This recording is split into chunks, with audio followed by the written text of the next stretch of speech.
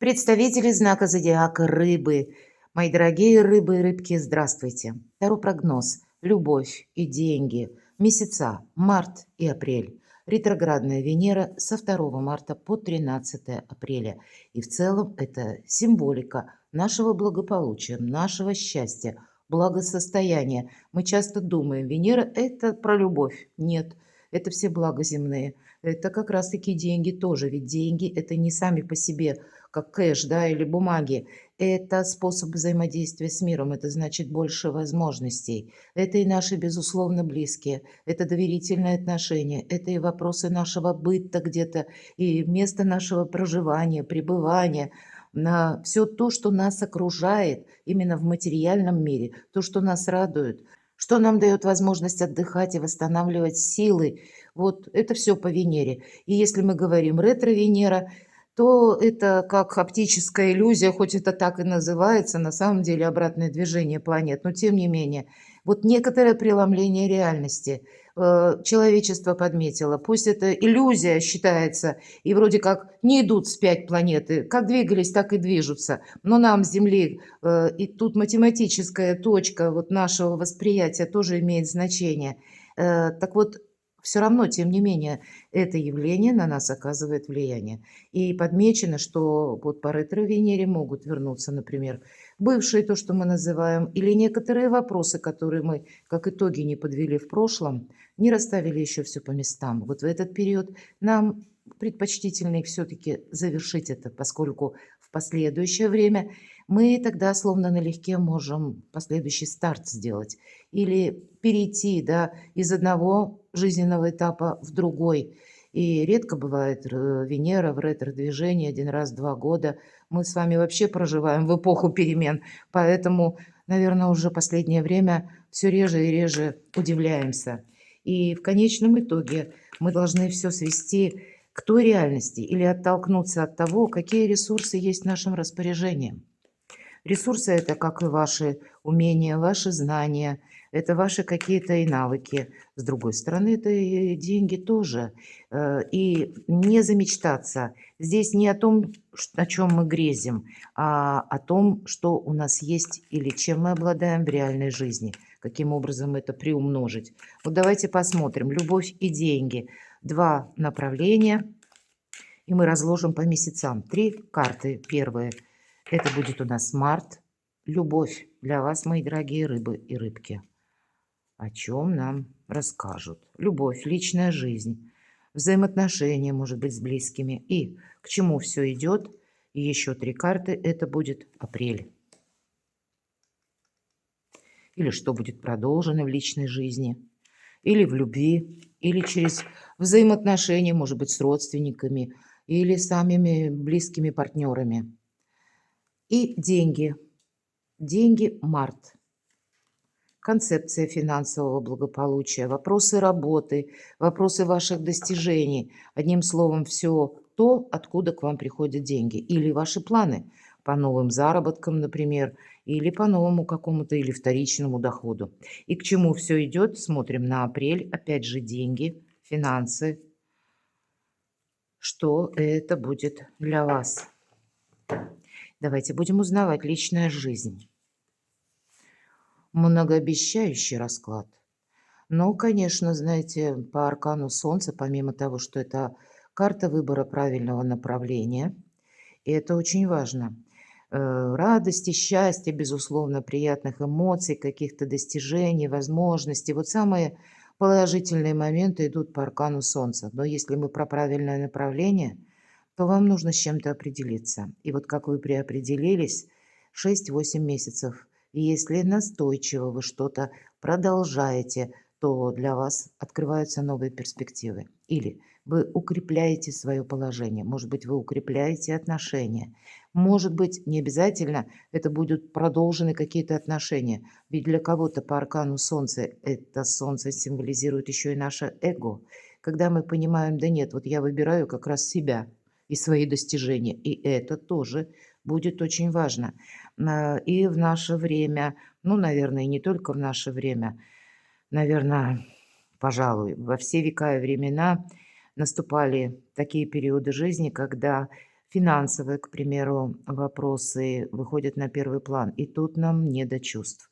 Или складываются обстоятельства таким образом, когда и самореализация наша может как раз и осуществиться, и мы тоже где-то забываем о личной жизни. Поэтому, мои дорогие рыбы и рыбки, вот этот аркан Солнца, он будет означать не только про любовь, а он будет еще означать, что именно то, что вы хотите достичь, будет очень важно сделать правильный выбор, буквально начиная с марта, потому что эта история будет развиваться 6-8 месяцев. Вы потратите и силы, и время, и чтобы остаться довольным. И здесь будет важно не бездействовать, четверка мечей. Да, это предполагается, что мысли мы в порядок по четверке мечей приводим. Но для кого-то это может быть и сожаление о прежней любви, о прежних отношениях. Здесь нам сердечко показано такое искусственное, которое, ну, на шнуре электрическом. И девушка, которая свернулась калачиком в гнездышке. Это словно мы домой приходим залечивать свои душевные раны, приходим и отдыхать. Что-то получилось, ну а что-то и не получилось. Проанализировать какой-то прежний жизненный этап, может быть, и стоит. Но по этой карте не идут, знаете, как самокопание или какая-то ненужная философия. Здесь наоборот, избавиться от ментального мусора, привести мысли в порядок. Хладнокровно нам советуют. И мы складываем оружие. Мы уже здесь никому ничего не доказываем. Мы делаем выводы, чтобы потом встать и пойти дальше. Вот какая-то такая могла быть история любви. Может быть, это и, знаете, банально какой-то отдельный вопрос, который связан с родственниками или с какой-то прежней историей. Мы ведь все разные. Но, видимо, вот такая переоценка ценностей, может быть, и так, для вас очень важна. Скорее всего, потому что еще один старший аркан — справедливость. Посмотрите, у вас два старших аркана.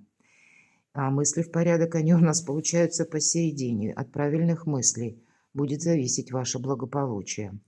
Но точно не время собой рисковать. Кто что там задумал, я понимаю, планы, прожекты у каждого свои. Но когда аркан справедливости — это всегда причина и следствие. С одной стороны, это может быть история отношений, которая будет развиваться как раз.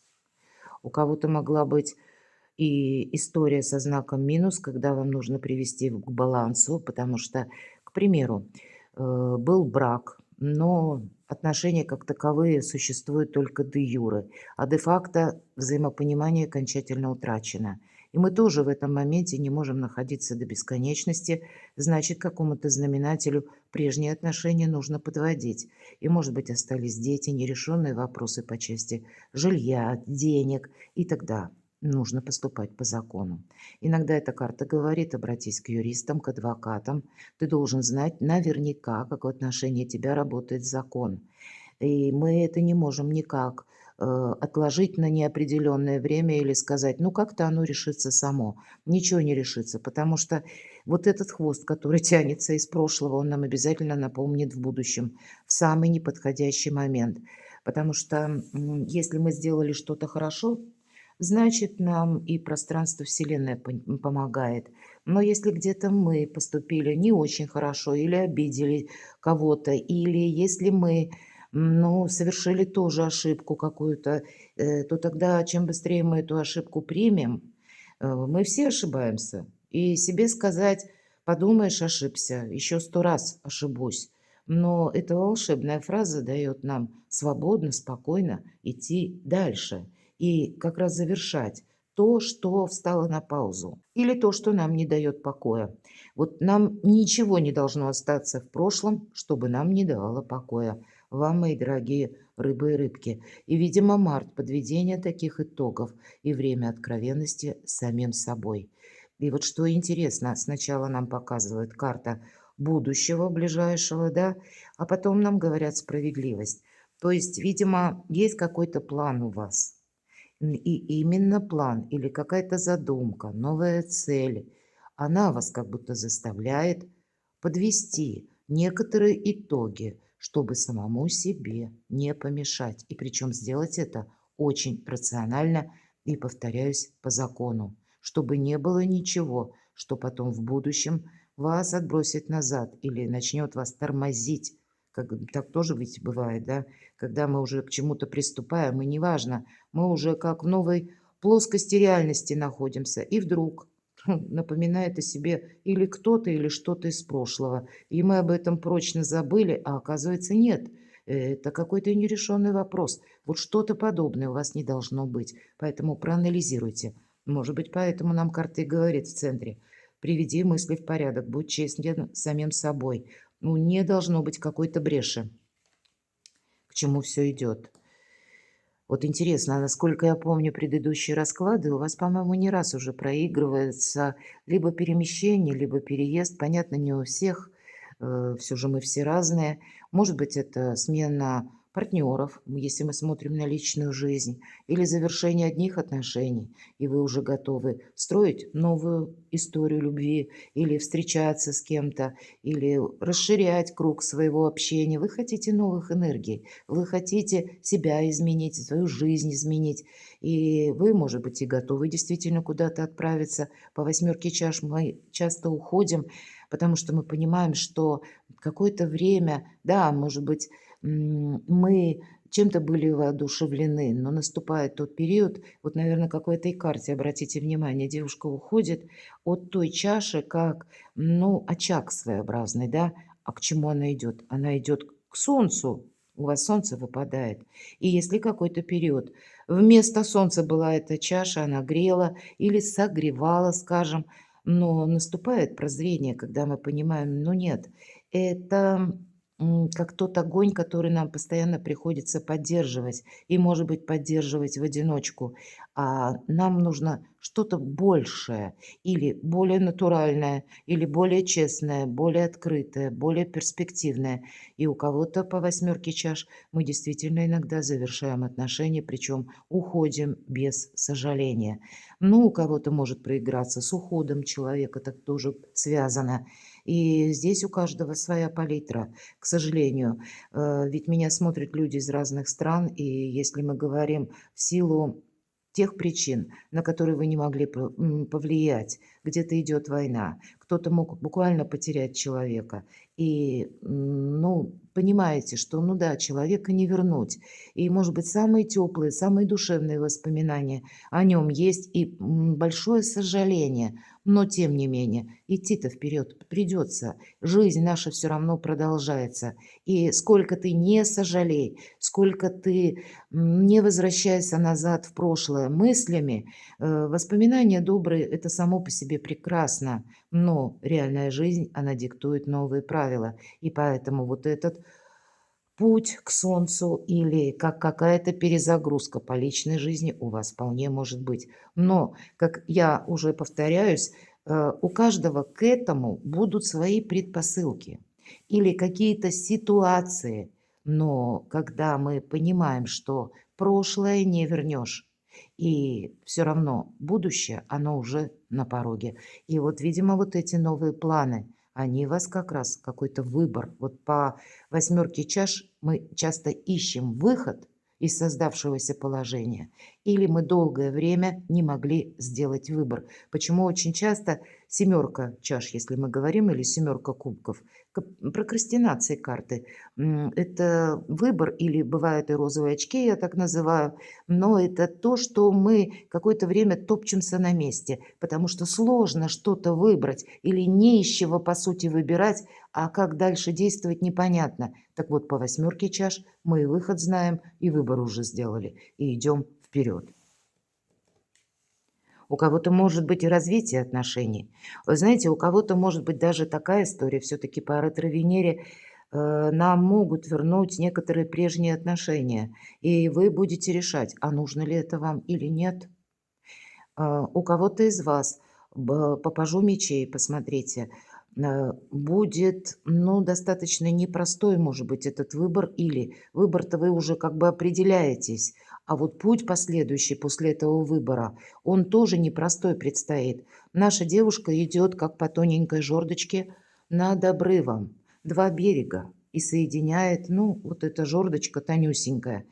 И карта нам говорит, не смотри вниз, смотри только вперед. И, безусловно, по пажу мечей идет изучение.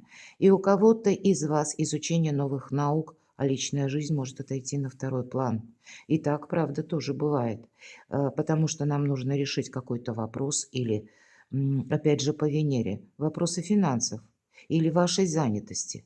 Что я буду продолжать или что я буду изучать, что мне принесет благополучие и уверенность в завтрашнем дне, ну и, наверное, и в сегодняшнем. Хотя по пажу мечей сегодняшний день такой не совсем стабильный. И первая восьмерка чаш карта тоже говорит о том, что мы какие-то душевные силы потратили, пока сделали этот выбор. Это тоже было сделать непросто. Но теперь мы понимаем, что какой-то путь нужно пройти в одиночку. И буквально знание, сила. Вот мне так и хочется назвать эту карту, потому что девушка смотрит в книгу.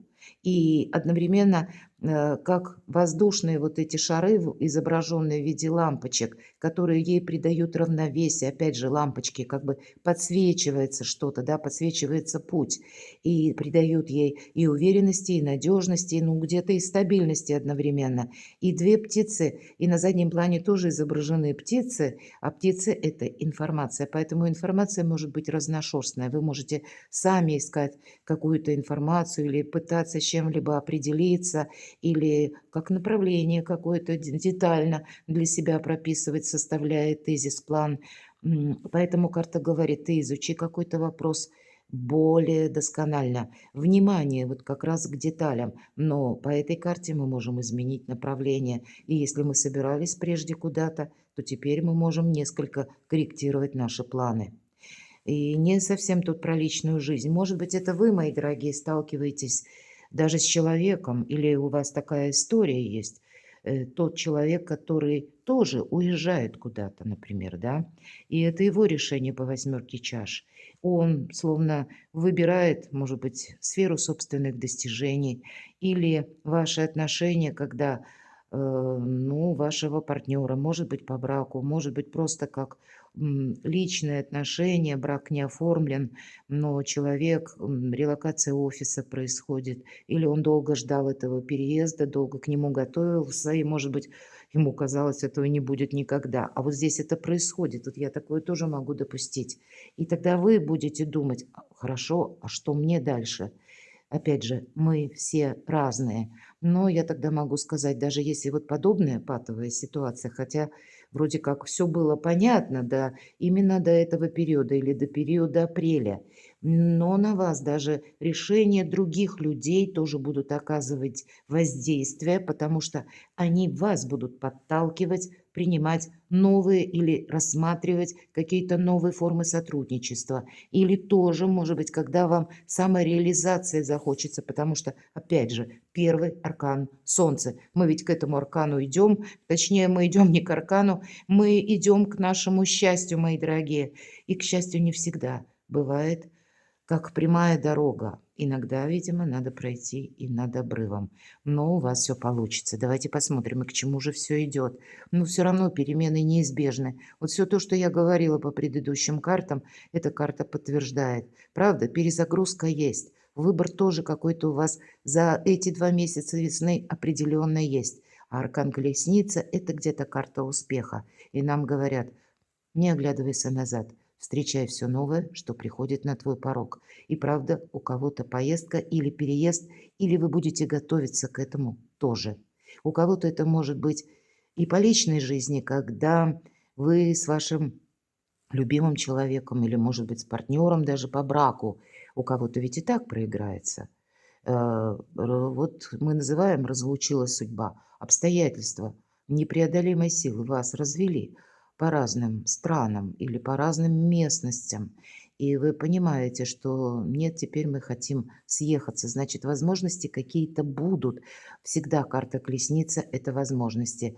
Но еще нужно продумать, с одной стороны, как правильно действовать. Хотя сама карта – это карта скорости. Много времени на раздумье нет, потому что лови моменты, как будто нам так говорят. Не застревай вот как раз во вчерашнем дне. Может быть, и хочется где-то вернуть то прошлое, которое нас греет нашу душу, или какие-то добрые воспоминания. но все равно карта напоминает о том, что жизнь идет вперед, и поэтому новые для себя концепции благополучия вам придется отстраивать. По крайней мере, вы будете это более, ну, как-то остро можете чувствовать в конце апреля. И перезагрузка может быть не только по личной жизни. Здесь может быть и вопросы работы, и вопросы у кого-то переезда, и ваша любовная история тоже, или семейная история, или история с кем-то из ваших близких людей, или пусть даже человек, который возвращается в вашу жизнь.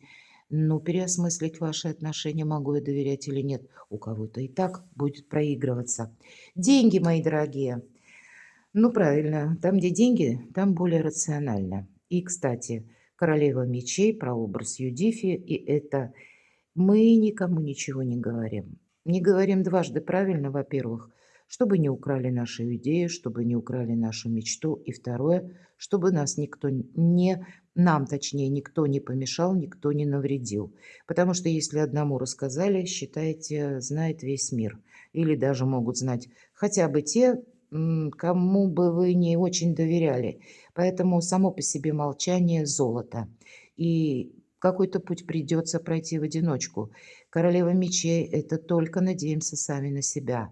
И это в первую очередь хладнокровие и какой-то расчет.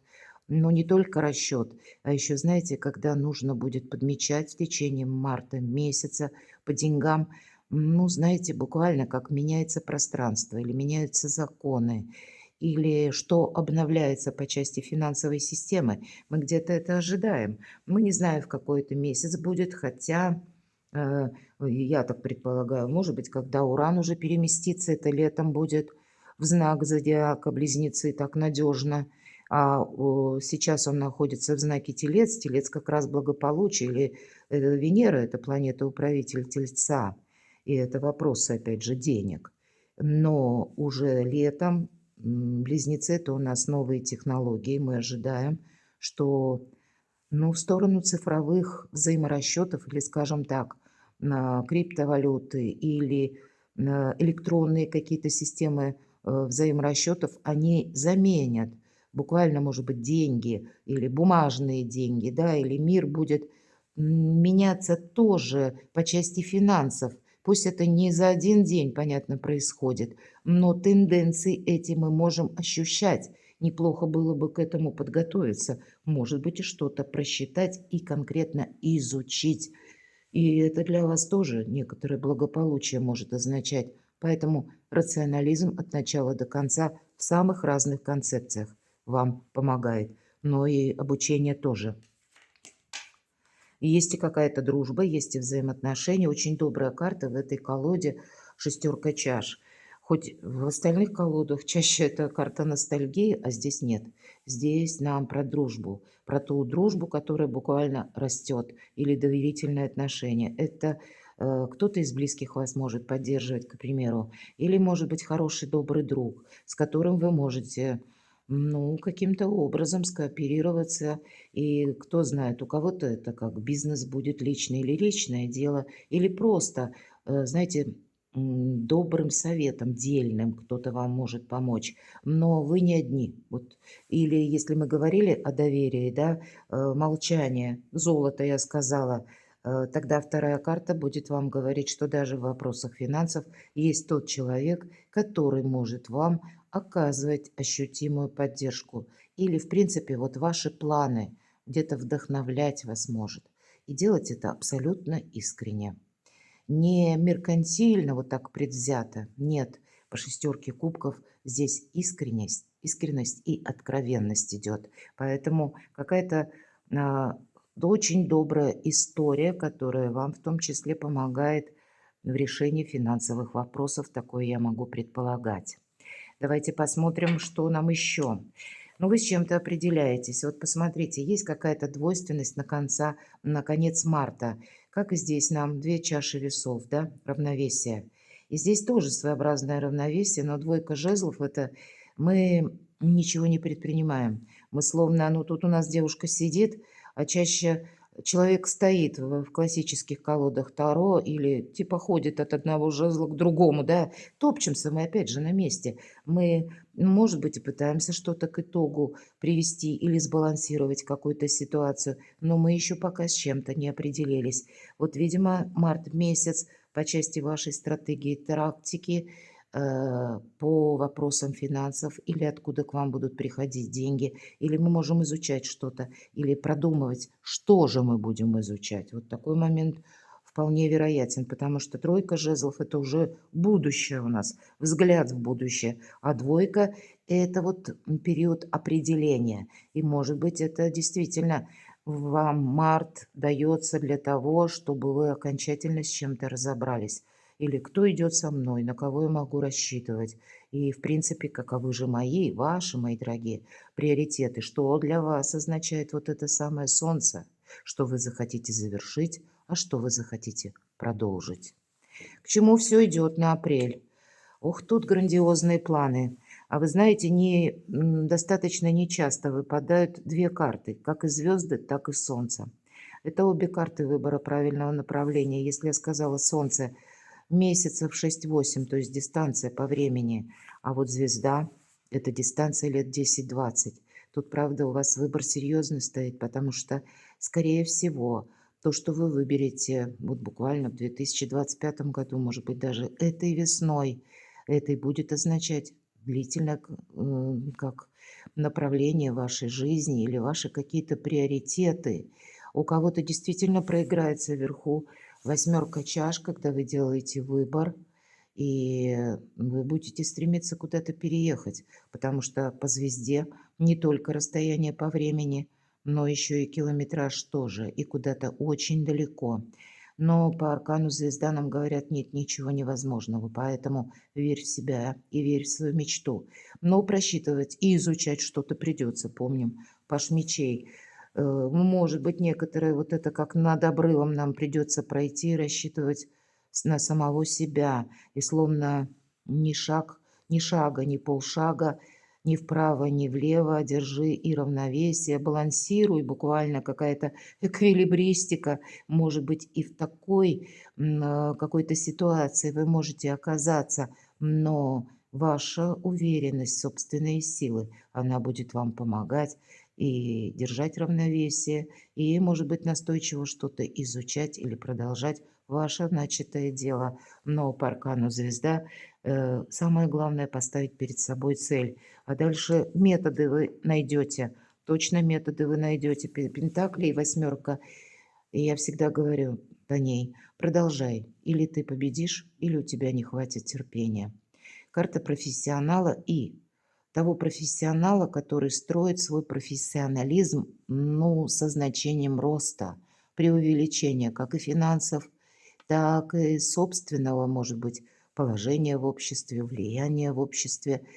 У кого-то может проиграться с картой звезда. Это рост вашей популярности, рост вашего бизнеса, вашего личного дела. Здесь на финансы может быть, ну, если не прорыв, то, по крайней мере, мои дорогие рыбы, рыбки, вы уже точно будете видеть, откуда к вам могут приходить деньги длительный период времени, или на что вы готовы решиться, или чем вы готовы поступиться, или как глубоко вы готовы в изучение, допустим, углубиться того или иного предмета, ремесла, науки, чего угодно, чтобы в последующем продолжать вот лет 10-20. И это вам будет приносить деньги. Здесь как построение либо карьеры, либо буквально какого-то, ну, такого ощутимого дохода.